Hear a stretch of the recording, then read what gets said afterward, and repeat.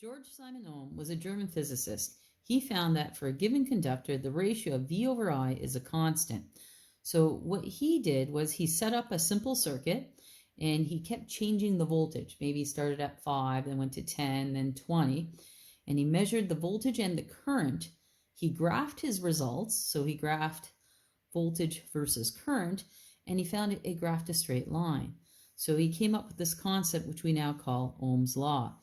So the slope of that graph was actually the resistance. So that's how we calculate resistance. Resistance is voltage over current. The more common way of writing Ohm's law out is V equals I times R. A heating coil on an electric stove uses 25 amps of current from a 240 volt circuit. Calculate the coil's resistance. So as always, we start with writing down our given information. 25 amps. Whenever you see amps, you know you're measuring the current. So I know current is 25 amps. Then it says a 240 volt circuit. So volts measures your voltage. So V equals 240.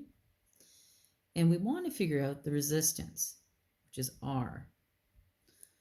Well, right here, I see that R is equal to V over I. So R is equal to V over I.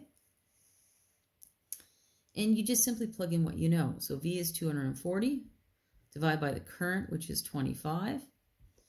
And we end up with 9.6. And the units for resistance, it's this little symbol here, omega, we just call it ohms.